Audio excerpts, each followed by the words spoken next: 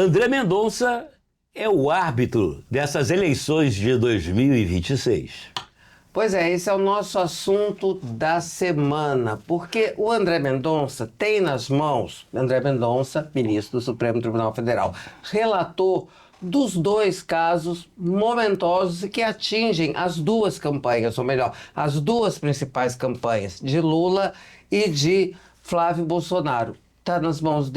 Estão nas mãos deles os casos Master e do INSS, que também atinge o Fábio Luiz, que é o filho mais velho do presidente Lula. Enfim, o que é o nosso assunto? O que nós vamos discutir? Será que ele, André Mendonça, vai dar o apito final? Vai decidir essas eleições? Será que esses escândalos têm potencial para mudar o rumo da eleição, que até agora está numa paralisia total entre esses dois candidatos?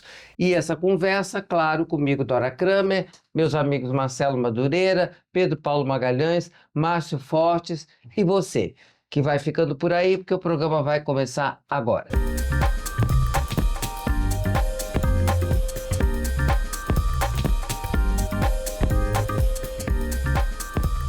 Bom, então vamos lá, vamos começar. E antes de começar, aquela curtida, aquela... Moral. Não, aí o moral é o conjunto da obra. Compartilhamento. É curtida, compartilhamento, inscrição, Like. like e... Like é curtida, né? Mesma coisa. Enfim, dá uma moral pra gente. Vamos lá, vamos começar, gente. Afinal de contas, esse juiz Mendonça que tá um poderoso da República, acho que está substituindo o Alexandre de Moraes, né? Nessa condição de ser o todo-poderoso da República, com esses dois casos na mão, hein, Pedro Paulo? Eu acho que sim, eu acho que está num lugar de destaque, né? No mínimo, né? Essa é a situação. Eu acho que a situação que ele está vivendo é realmente sui generis, não é normal isso, né? Você tem uma eleição cristalizada, consolidada, como é que o calcificada, É né? como o Felipe Nunes da Felipe Quest. Nunes da Quest fala, que é calcificada, quer dizer, não se move, está tudo rígido, com os dois líderes, Flávio e Lula, né? O Lula e Flávio, e a situação que a gente está vendo do começo da campanha é que não está vendo por onde isso pode mudar, né? Se existia uma terceira via, um terceiro nome, pode criar uma competição e aí mudar essa história. Mas o que está aparecendo, que o fato mais emergente, mais claro que tem acontecendo, é essa concentração de poder na mão do Mendonça em relação a dois inquéritos, né, que são relatados por ele dentro do STF, um sobre o Lulinha e o outro sobre o Vorcaro, né, sobre o Banco Master. O Vorcaro pega o Dark Horse do Flávio, que já foi incluído nisso, mas não é só isso. Tem outras forças que determinam as coisas que acontecem no Vorcaro. Já visto o próprio colega de Supremo, o Alexandre de Moraes e o próprio Toffoli, né, que estão envolvidos, e existe também uma elucubração de que o Gilmar Mendes também teria também interesse nessa história. Vai só para o lado do Flávio, pega Jacques Wagner e... Enfim. Pega a direita, pega a esquerda, pega o centrão, pega um monte de gente. Alcolumbre, tem toda essa história. Então tem muita força para não fazer isso andar, né? Essa é do Vorcaro. E a do Lulinha tem também essa força toda para não fazer isso andar, né? A gente tem aí o próprio Paulo Gonet com uma atitude de freia segura, quer dizer, pelo menos é a leitura que se tem dos atos que ele tem tido em relação a isso. Quebra o sigilo do Lulinha? Não pode, não sei o quê. O Lulinha, que você diz, é tráfico de influência a partir do caso do INSS. A partir do caso do INSS... Que também pega um monte de gente. Não foi paramento. Bola na chefia de gabinete. Aí já é na traficância de influência que está sendo levantada em relação ao Marcola, essa Luxinger, né, que tá nesse assunto. Então, o Mendonça está com o poder na mão enorme. Se ele pode exercer esse poder, isso é outra coisa, porque tem um monte de apara aí, de coisas para não permitir que isso aconteça. O poder de quê? De levar adiante, de soltar as revelações, exatamente, de trazer a público. O próprio Caiado falou na entrevista dele na Globo, no final, ele gastou 15 segundos da fala final dele falando, ministro Mendonça, abre o sigilo desse trem, dos dois processos. Porque abrindo o sigilo, você, pelo menos em relação à eleição, você tem uma atitude boa, né? Você está deixando a população se esclarecer em relação ao que está acontecendo, o que existe nesses processos. O medo de todo mundo é o seguinte, na medida que você divulga isso no Brasil, a acusação que vem em seguida é, já estão todos condenados porque agora já foi dito o que eles fizeram e não tem que esperar a sentença. Tem toda essa confusão, mas dos fatos que estão aí aparecendo, de tudo que a gente sabe que está acontecendo em relação à eleição, me parece, pelo menos, que esse é o maior potencial de alteração desse quadro. Porque se for muito grave o do Lulinha, ou se for muito grave o do Dark Horse, né, isso altera para o público de alguma forma, isso vai ter influência. A gente teve alguma influência quando estourou o Dark Horse, teve alguma influência no ponteiro naquele dia. Mas o ponteiro voltou. Mas o ponteiro voltou. Até porque, qual foi a suíte que teve desse assunto? Não, ainda não teve. Não teve A suíte. suíte está na mão do Mendonça. Está na mão do Mendonça, exatamente. Pois é. Mas será que influencia, Marcelo, o resultado? Eu observei nesses dias os fatos eles são muito representativos da situação, né? O Lula foi dar uma entrevista, uma coletiva, e quando alguém fez uma pergunta sobre o caso do Lulinha, sobre o escândalo do Lulinha, ele não respondeu, se não me engano, se Virou retirou. as costas. Virou as Foi costas. embora. Então, isso aí, para mim, é um atestado de que aquilo ali Tem potencial. tem um potencial. E no dia anterior, o O Flávio fez a Bolsonaro mesma coisa coisa. que em relação ao Dark Horse. Quando foram indagados. Completando esse assunto, né, a recusa desses dois candidatos de participarem de debates ou serem sabatinados também é muito sintomático, né?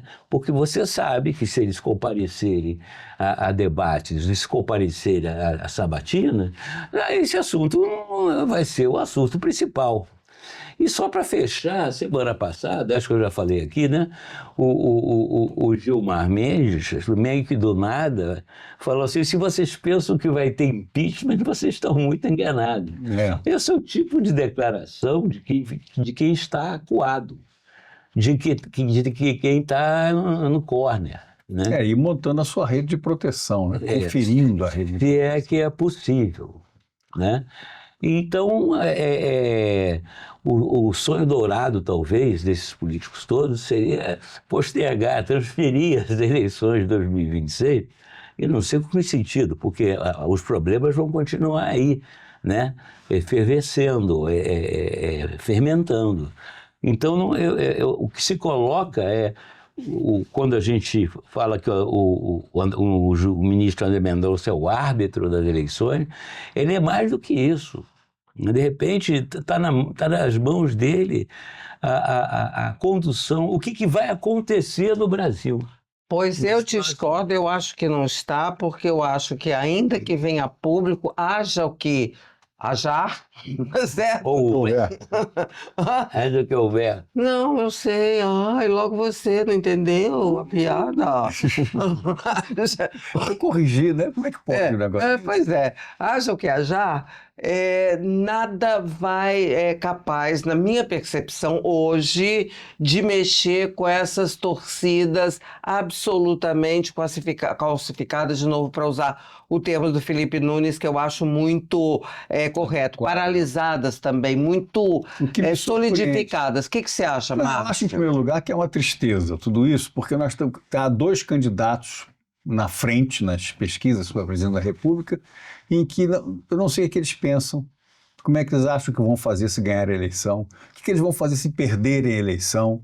Não sei, que o Lula não diz nada. Quer dizer, ele se refere a governos ruins, particularmente o último, tá certo? E ponto. O outro nem isso. O Flávio. Não há ideias, não há nenhuma coisa, nem sobre a questão da segurança pública.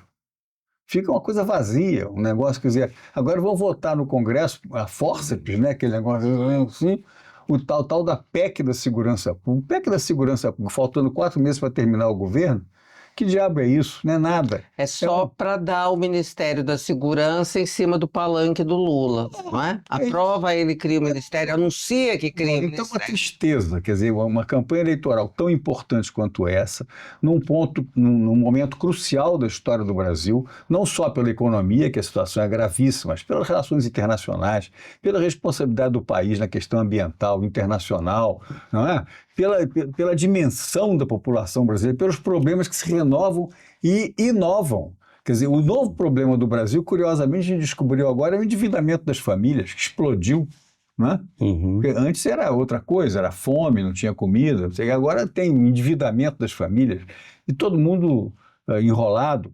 Quer dizer, nesse momento, qual é a proposta dos dois principais candidatos? Há alguma proposta? Eu acho que não, porque eles ficam discutindo qual é o defeito do outro. O defeito pejorativo. Não é o defeito se é bonito, se tem problema de visão ou de audição. Não é o defeito programático. Não, é o defeito de caráter. De caráter, de roubalheira, de mal feito. Se agarrar na rejeição um do outro e ficar no mesmo lugar, gente. Ele é mais rejeitado que eu. Quer ver por quê? Bah, bah, bah, bah, bah. E o outro... E o eleitor está querendo saber disso? O cara, quando toma posse, como é que vai ser? Um dos dois. Deixa eu botar os Então, alternativos. peraí, tem alternativa. Isso. Vamos lá. Tem alternativa. É difícil, está parecendo complicado o caminho, mas você tem 3 candidatos promissores. E o que vocês têm achado do desempenho? Vamos começar a rodada por você, do desempenho desses 3 Em candidatos. primeiro lugar, eu sou suspeito.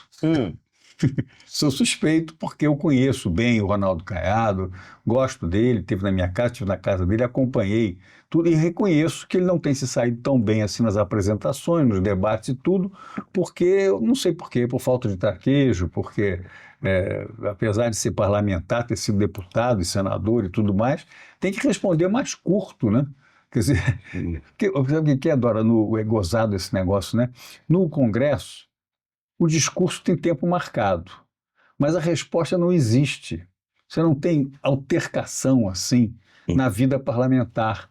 Você tem um projeto, você vai dizer... Então você tem tempo, quando você é relator de alguma coisa, você tem tempo de relatar.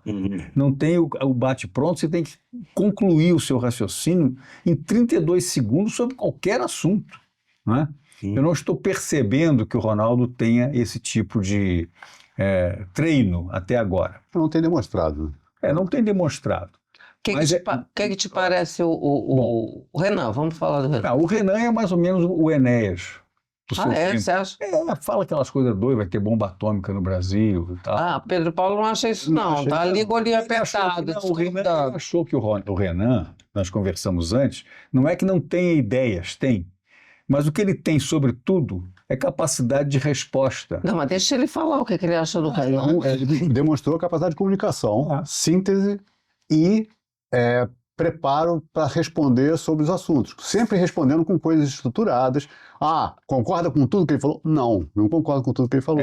Mas você acha que ele tem uma entrada aí para fazer ele já demonstrou essa entrada na hora que ele larga e está no mesmo patamar nas pesquisas que o Caiado e o Zema.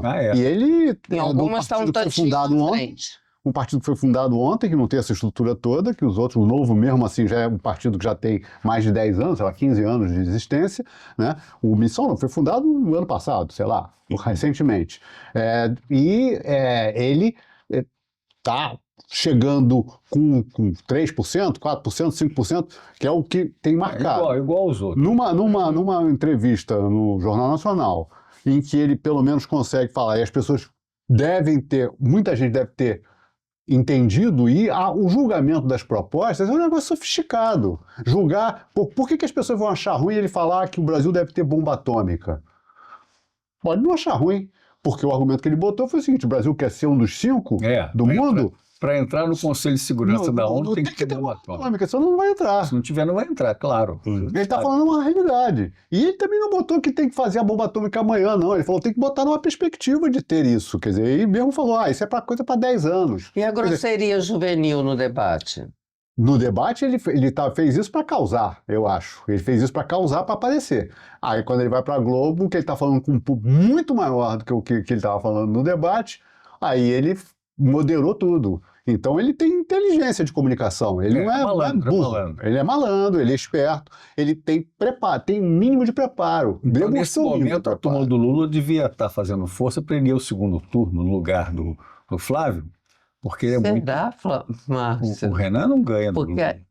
Ah, tá. E o Lula fazer. Você acha mais fácil de bater do que o Flávio? Já pensei o contrário, Ah. mas eu estou vendo a resistência do Flávio, a Resiliência. resiliência do eleitorado do Flávio. É uma coisa engraçada, porque você não percebe bem, né, esse negócio, que todo mundo reclama do Flávio, quer um outro, mas continua manifestando intenção. Isolado, de- sem aliança, vai no Não Nordeste, o Otto Lira não aparece, o ex-prefeito não aparece, no entanto, O candidato o a eleitorado vice- o comparece candidato a na vice- pesquisa. O candidato a vice-presidente da República, acoplado no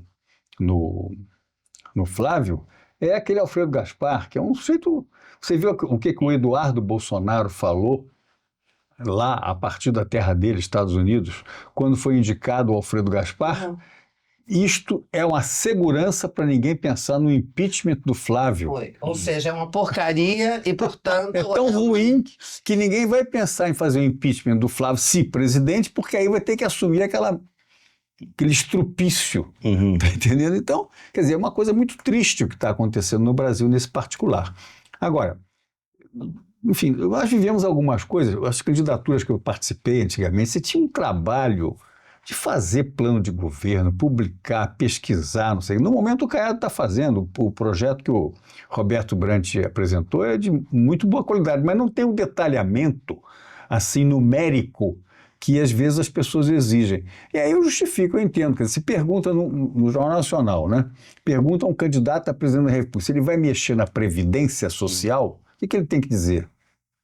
É, O que ele respondeu. A aposentadoria é intocável.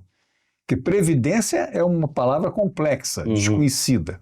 Aposentadoria é o que todo mundo ganha em casa, todo mês. Então você não pode mexer nisso. Disse, não, mas vou transformar o salário mínimo, vai deixar de ser índice, apesar de ter que ter o ganho, não sei de quê e tal, e é 50% do aumento, mas não é 100% do aumento, que ele balbuciou essas coisas lá. É muito complexo naquele debate, tem que ter, acho eu, concordo com você, Poder o de síntese. traquejo. O Tem que traquejo saber traduzir isso. curiosamente, o Ronaldo Caiado não demonstrou. Demonstrou substância, mas não demonstrou traquejo de debate. Agora, nosso amigo ministro Zema, né, é muito engraçado. Eu acho ele engraçado. ele é engraçado. Engraçado como? A prosódia, né? A prosódia. A prosódia é... O que ele tem na cabeça, tá? Ah, o povinho, eu mesmo faço meu café da manhã, e tututu, e pipipi. E agora é isso. Vocês estão traçando um quadro desanimador, mas tão desanimador que vocês conseguem deixar Marcelo Madureira caladinho. Marcelo Madureira ele não está quase que desanimado, deu não. O opinião. Marcelo não está desanimado, não. Ele está triste, é outra coisa. Mas ele continua animado. Ele sabe que se o Lula vencer a eleição, daqui a 4 anos acabou essa farra. Petista, PT, Lula. Porque não existe mais PT. Existe o Lula. Não tem partido, existe o Lula. Não, isso é Curioso. Mas então Você não vamos deixar o concorda? Marcelo dizer o que a ele tendência acha. Não teve candidatos a prefeito nas quatro principais capitais do país. Há 2 anos atrás, não teve candidato a prefeito em São Paulo, nem no Rio, nem em Belo Horizonte, nem em Salvador. Pô. O que é isso? Onde é que nós Marcelo, você Ontem- concorda com a tradução que o Márcio fez sobre a sua opinião? Eu não sabia que agora eu tinha um porta-voz Pois é, desse quilate. Muito me honra. Mas eu continuo com as minhas pesquisas, né? sua amostragem na com população. a amostragem, eu vendo principalmente o lumpen proletariado, né? E as pessoas... o clima... Lucro e proletariado. Você está conversando demais com a Deus. O clima no eleitor médio é esse clima que você está falando aí. É de completo desânimo.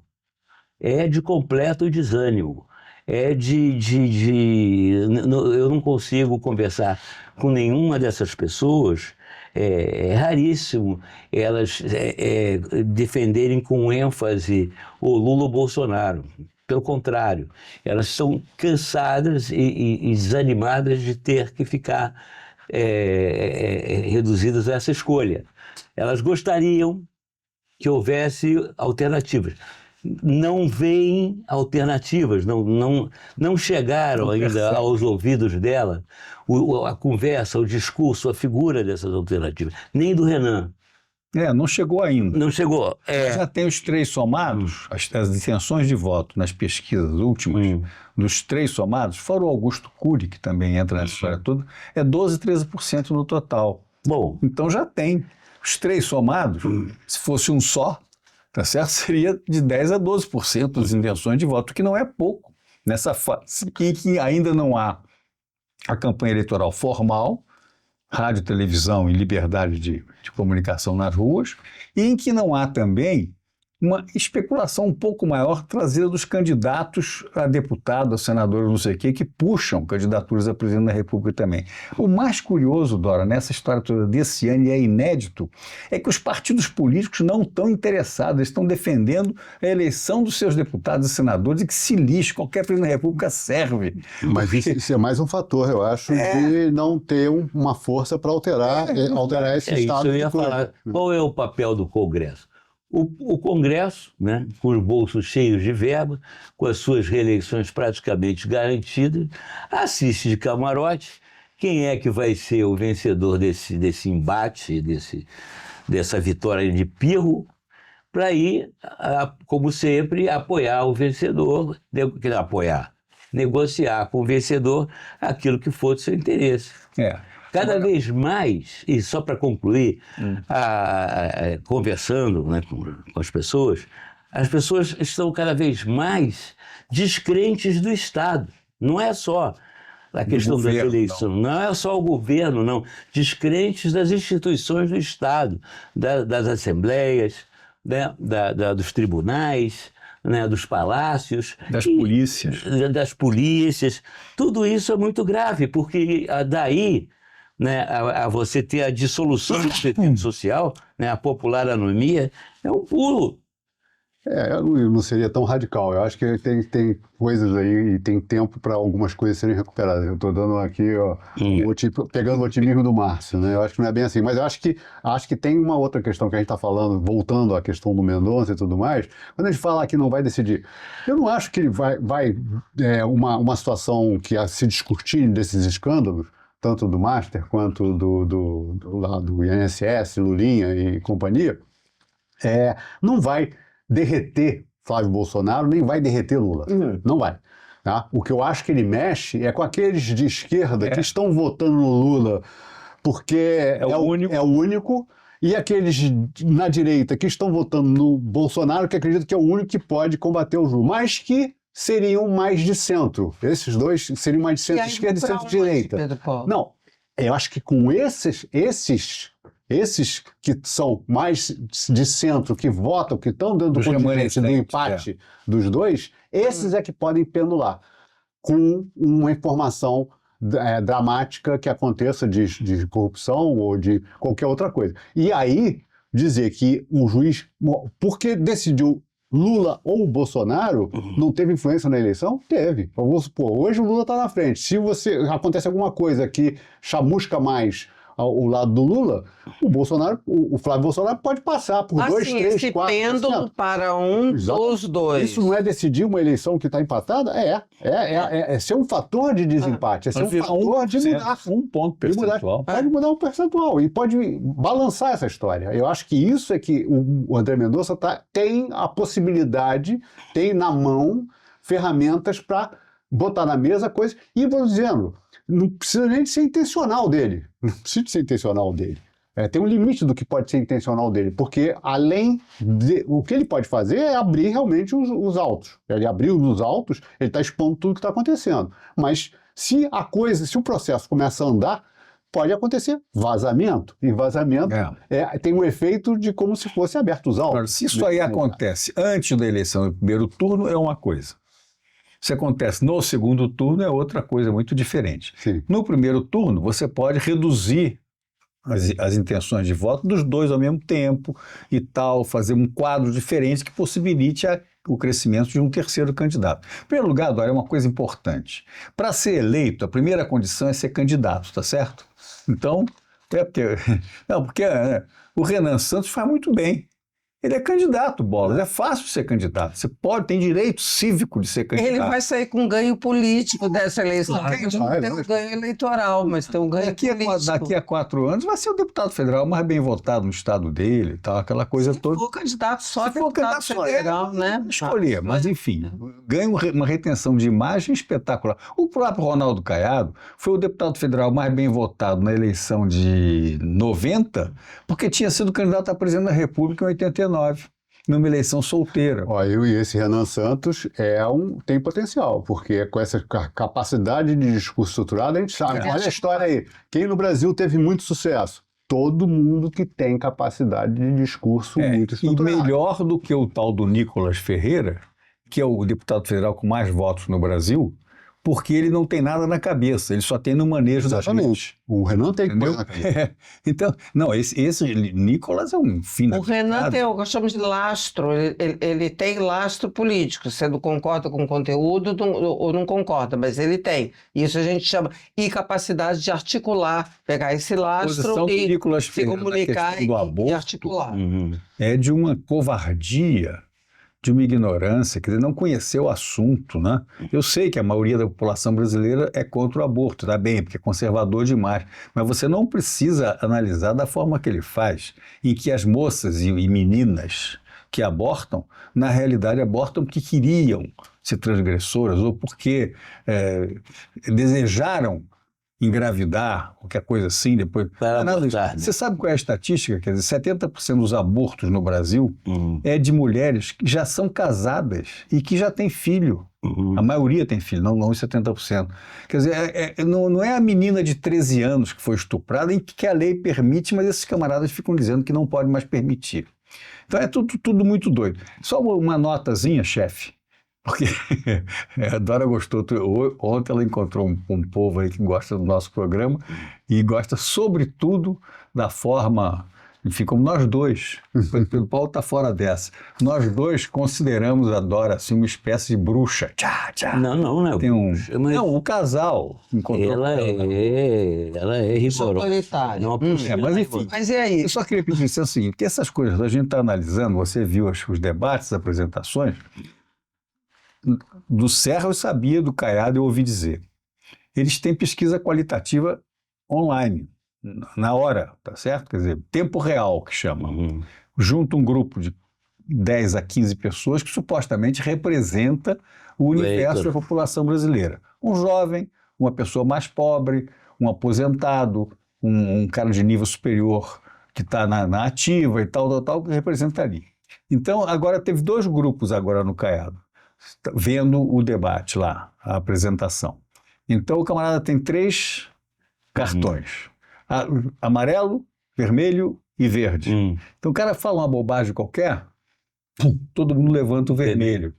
Se tem uma coisa que é mais ou menos, levanta o amarelo. E alguém anota, 3 vermelhos para esse troço. E depois informa o candidato. Você naquela resposta saiu mal, demorou muito, falou bobagem e tal. Isso às vezes funciona, quer dizer, é feito para funcionar. Né? É difícil fazer uma apresentação. Sim, mas ele não tem resultado disso publicado. Não, publicado não, a gente tem lá nos estudos que fazem. Que aí serve Qualitativo. para dar Eu gosto muito de qualitativo. uma orientação aqui ou ali, mas não serve para... Por exemplo, lá estava se queixando, ontem eu fui a uma reunião à noite, estava se queixando que o nosso amigo Caiado não respondeu a pergunta sobre a Previdência. Né? Previdência? Então não é para responder, ninguém toca nisso, porque é aposentadoria, não vou mexer nisso. Se depois vai mexer ou não, é circunstância, manda para o Congresso, tal. E ele melhorou a história da anistia para o Bolsonaro, você notou, não? Não. Ele fez um projeto para o Congresso. Ah, tá. Antes ele Que é disse mais razoável. Não, pois é, mas não teria muito outro jeito. Mas esse Ele negócio de ia indultar. Previdência ninguém sabe, eu discordo, porque teve uma discussão sobre Previdência intensa durante o período do governo do Bolsonaro, no final do governo Temer e no início do governo Bolsonaro, até a aprovação da reforma. E acho que essa resposta joga na ignorância. Quer dizer, você joga na ignorância. A Previdência, A Previdência é um problema, sim. É um É um problema. problema, sim. Um É um problema. problemaço, mas não o do passageiro do ônibus lotado que sai Olha, da Zona Oeste para vir para o trabalho. todo dia. problemas Nem da amostragem Ó, do Marcelo. problemas que serão tratados, abordados, talvez a partir de amanhã, sexta-feira, 28, que começa o horário de televisão. O dito horário gratuito, que de gratuito não tem nada, né? Porque a gente é que paga Gratuito via pra eles. renúncia fiscal, gratuito para eles, Não, né? nós pagamos. Então, gratuito. a gente, talvez seja, pode ser o nosso assunto da próxima semana, já antecipando, porque há uma discussão se isso ainda influi, se isso ainda tem uma capacidade de estimular o eleitorado, enfim, mudar o rumo da eleição, que na verdade foi o nosso assunto. Concentramos no André Mendonça, mas dessa vez, mas há outros fatores. Um fator dessa semana agora é a entrada do horário de televisão no ar. Vamos ficando por aqui, tá? Pode ir lá despedir direitinho da nossa audiência maravilhosa, queridinha. Nossos A gente fica por aqui. Parceiros. Na próxima quinta-feira tem mais. Tchau.